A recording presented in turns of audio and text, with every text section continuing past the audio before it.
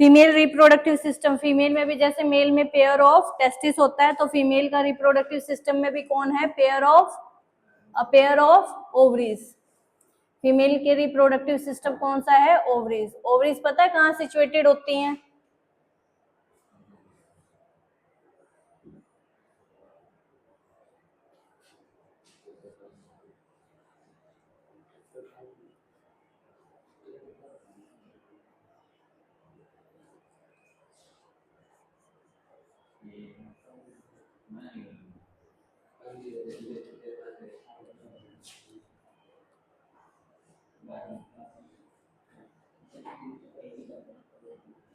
ये होती है पेयर ऑफ ओवरी। एक ओवरी आपकी लेफ्ट साइड है और एक ओवरी आपकी राइट साइड होती है।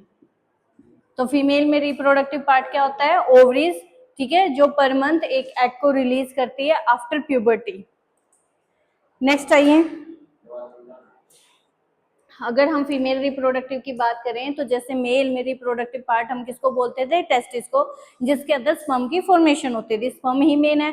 ऐसे अगर आज हम बात करें फीमेल्स की, तो इसमें भी पेयर ऑफ ओवरीज होता है, एक आपका लेफ्ट ओवरी होता है और एक आपकी राइट ओवरी होती है, मतलब एक लेफ्ट साइड वाली टांग में और एक राइट साइड वाली टांग में, ठीक है।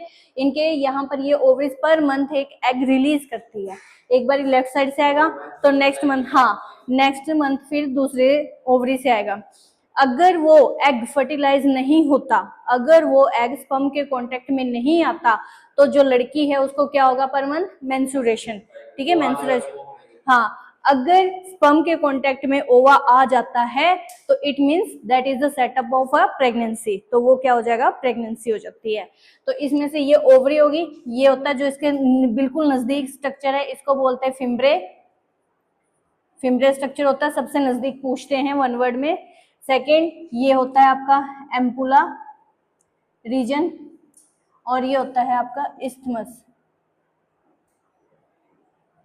ये आपका यूरिनरी ब्लैडर, ये वेजाइनल ओपनिंग होती हैं, ठीक है। तो अगर फर्टिलाइज मेन ये भी है, यहाँ पर अगर हमारा एग आता है और यहाँ से स्पर्म जो है इसके साथ फ्यूज करता है, तो यहाँ पर आपका फर्टिलाइजेशन प्रोसेस पूछते हैं भाई कौन से रीजन में होता है, फर्टिलाइजेशन आपके एम्पुलर रीजन में होता है, ठीक है। इस ट्यूब को यहाँ से लेके यहाँ तक कौन सी ट्यूब बोलते हैं, फेलोपियन ट्यूब। फेलोपियन ट्यूब कितने सेंटीमीटर की होती है, it is up to 10 to 12 centimetre in length, ठीक है। सबसे नजदीक पार्ट होता है fimbriae. Fimbriae finger like projections होती हैं, जो एग रिलीज होता है वो सबसे पहले यहाँ पर मूव करता है, यहाँ से एम्पुला में जाता है, एम्पुला से इस्थमस से। अगर स्पर्म ओवा जो है स्पर्म के कांटेक्ट में नहीं आता, तो एम्पुलर रीजन से वो इस्थमस में आएगा, इस्थमस से वो यूरिनरी ब्लैडर में आएगा। अब यूरिनरी ब्लैडर में क्या होता है, एक लेयर होती है गर्ल्स में, जिस लेयर का नाम होता है एंडोमेट्रियम। एंडोमेट्रियम ये लेयर क्या करती है, एक्चुअली जो मेंस्ट्रुएशन होता है ना लड़कियों में, वो ये लेयर ब्रेक डाउन होने की वजह से होता है, ठीक है, वो ओवा की वजह से नहीं होता है, वो ये लेयर कट हो जाती है, जिसकी वजह से उन्हें क्रैम्प्स होते हैं। क्रैम्प्स का मतलब होता है कि भाई उन्हें पेट में भी दर्द होता है, दर्द सहन नहीं होता, क्योंकि ये लेयर टूटती है, बहुत बुरी तरीके से टूटती है, और इसी की वजह से वो ब्लीडिंग के रूप में बाहर निकलती है, और निकलेगी कैसे, वेजाइनल से। अंडरस्टूड। अब इसके स्ट्रक्चर को और इलेबोरेट करके पढ़ते हैं हम। इसके भी वही 3 पार्ट है, pair of ovaries, uterus, cervix, vagina और external genital organ located in the pelvic region. Same जैसे मेल में पेल्विक रीजन में था, तो ये भी आपका बॉडी से बाहर रीजन है, पेल्विक रीजन में आता है। इसके भी वही 4 पार्ट हैं। पहला तो ये हो गया पेयर ऑफ ओवरीज। सेकंड क्या है इसमें, यूट्रस। यूट्रस का मतलब क्या होता है, वोम। यूट्रस का मतलब क्या होता है, वोम। ये जो सारा का सारा है, ये गर्ल का यूट्रस है, ठीक है, ये होगा। उसके बाद सर्विक्स। सर्विक्स कैनाल क्या होती है, एक्चुअली सर्विक्स कैनाल ना, ये जो वेजाइना है ना, अगर मैं इसको अच्छी तरह से पढ़ाऊं, इस तरह से ये वेजाइना है, ठीक है, इसके यहाँ पर एक फोल्ड होता है, इसके यहाँ पर एक फोल्ड होता है गर्ल्स में। इस फोल्ड को एक फर्स्ट ओपनिंग तो ये होगी, सेकंड ओपनिंग ये होगी, थोड़ा सा ऊपर होती है वेजाइनल ट्रैक्ट से, थोड़ा सा ऊपर होती है, इसको बोलते हैं सर्विक्स। वेजाइना तो क्या है, वेजाइना एक ऐसा स्ट्रक्चर है जिसके अंदर इंटरकोर्स प्रोसेस स्टार्ट होता है। ठीक है। इंटरकोर्स प्रोसेस जैसे स्टार्ट होगा, जितना डीपली ये चीज चलेगी, उसके बाद ये कहाँ जाएगी, सर्विक्स में। ठीक है। ड्यूरिंग जो सेक्सुअल कॉन्टैक्ट जो पेन है या जो लेयर टूटती है या जो ब्रेकडाउन होता है, ब्लीडिंग वगैरह का जो केस है, वो सारा का सारा सर्विक्स रीजन में होगा। अंडरस्टूड। थर्ड आता है वेजाइना। ये है ही आपका जो हमने पढ़ना है, वेजाइना मेन ओपनिंग है यूरिन के लिए। उसके बाद आता है external genital organ. External genital organ कौन सा है, ये हमारा का सारा एक्सटर्नल जेनिशियल ऑर्गन है गर्ल्स का। एक्सटर्नल मतलब बाहर से। तो आज हम ये सारे की सारी चीजें इसमें पढ़ते हैं। नोट डाउन कर लिया, कीजिए थोड़ा फटाफट कीजिए।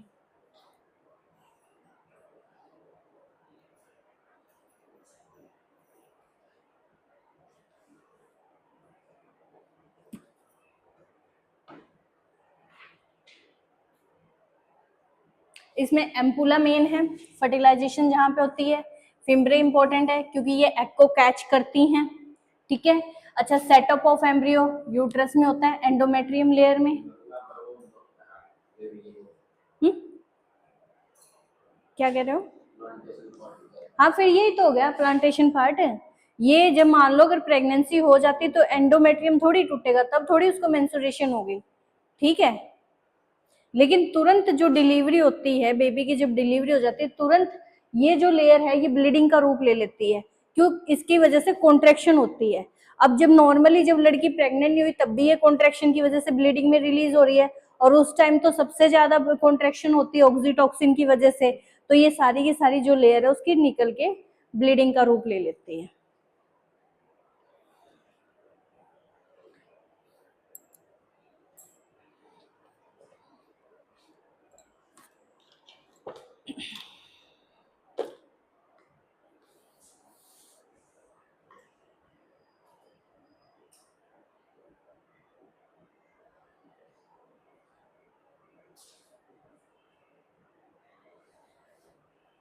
नोट डाउन हो गया? बुक में लिखा तो हुआ है बेटा।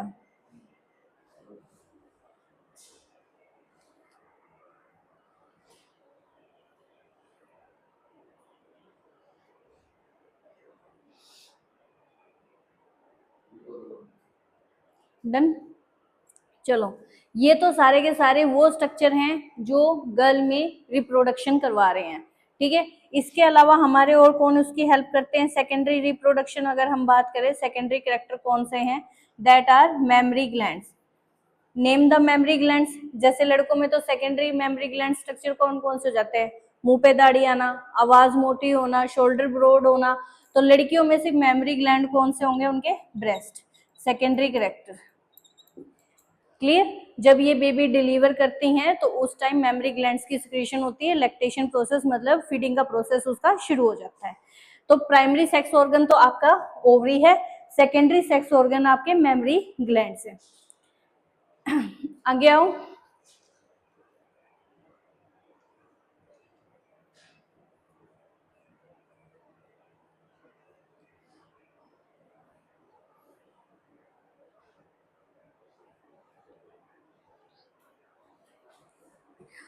Ovaries are the primary female sex organ, produce female gamete ova।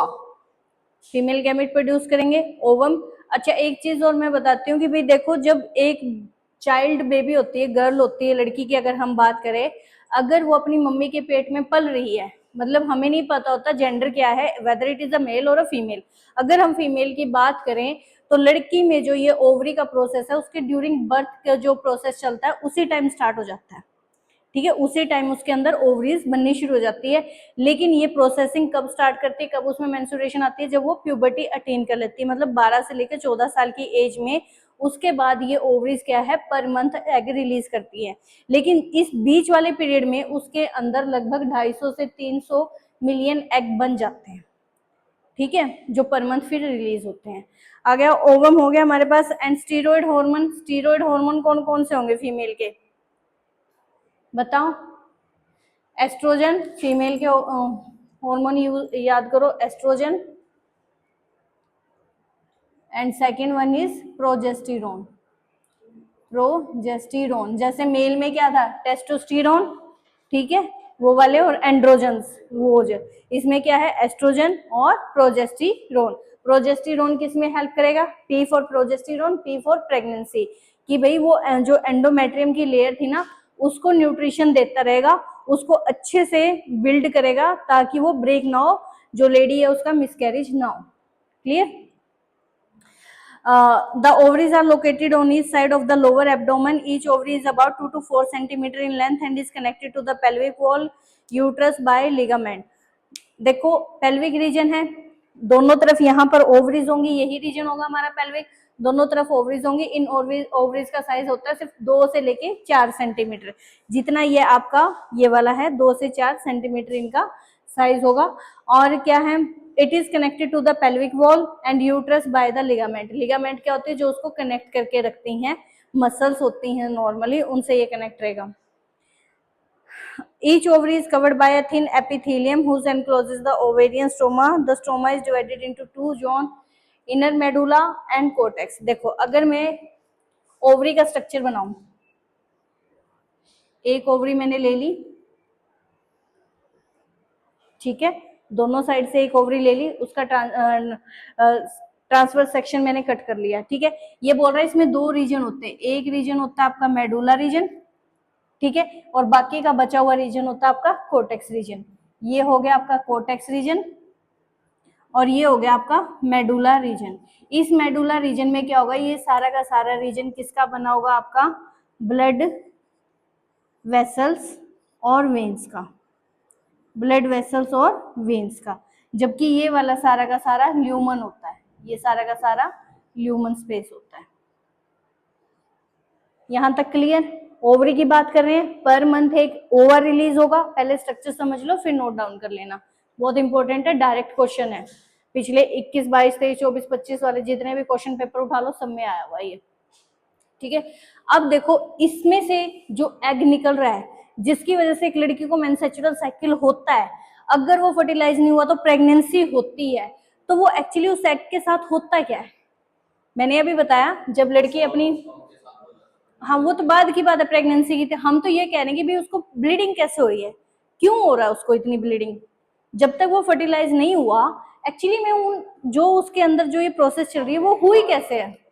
मैंने क्या बताया भाई, जब लड़की होती है, मान लो लड़की अपनी मम्मी के पेट में है, ठीक है, मम्मी को नहीं पता लेकिन लड़की को भी नहीं पता, उसी टाइम उसके अंदर ओवरीज तो बनने लग गई, जब वो बच्चा बाहर आएगा हम उसके रिप्रोडक्टिव सिस्टम को देख के तो बताते हैं कि weather it is a boy और अ गर्ल बेबी, ठीक है। तो लड़की के अंदर जिस टाइम ओवरीज बननी शुरू होती है उसको हम बोलते हैं प्राइमरी ओवरी, क्या बोलेंगे हम इसको, प्राइमरी ओवरी, ठीक है। उसके बाद जैसी वो बाहर आती है वो हो जाएगी सेकेंडरी ओवरी, ठीक है।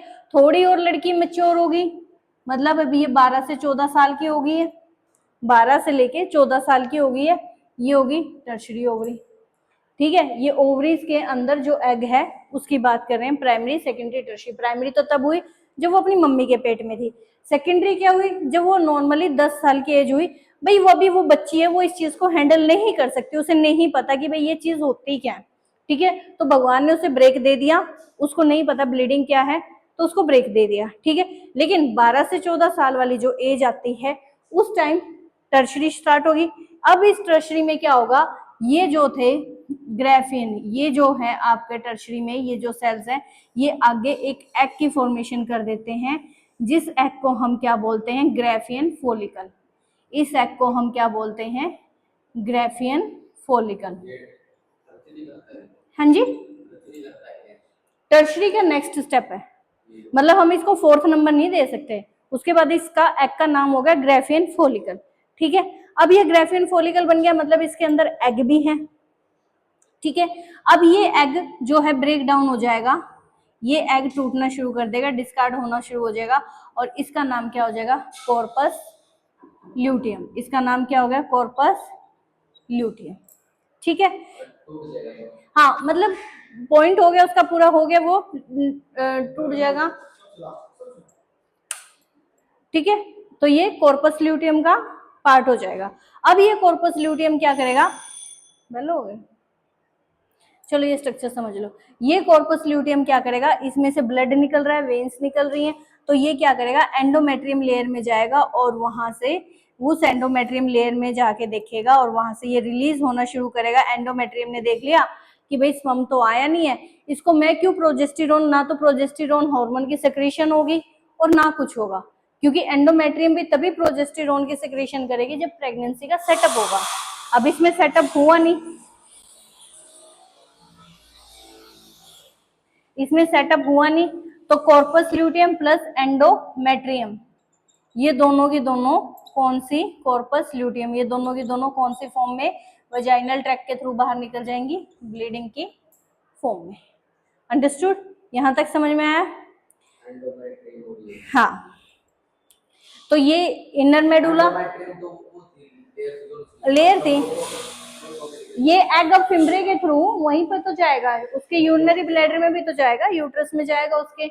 अब वो तो आइडेंटिफाई कर लेगी भाई एम्पुलर रीजन में प्रेगनेंसी नहीं हुई है, ठीक है, एम्पुलर रीजन में प्रेगनेंसी नहीं हुई है, तो वो उस एग को आगे इस्थमस रीजन में भेज देगा, इस्थमस वहां से एंडोमेट्रियम वाली लेयर में भेज देगा, दोनों एंडोमेट्रियम जांच लेगी कि भाई स्पर्म तो कांटेक्ट में आया नहीं है, प्रोजेस्टेरोन की मैं क्यों सिक्रीशन करूं, मैं क्यों ओवरलोड लूं, ठीक है, वो पिट्यूटरी ग्लैंड को बोलेगी मास्टर्स को कि भाई सिक्रीशन की जरूरत नहीं है, ये सिंगल है, ठीक है, तो वो उस फॉर्म में बाहर निकाल देगी।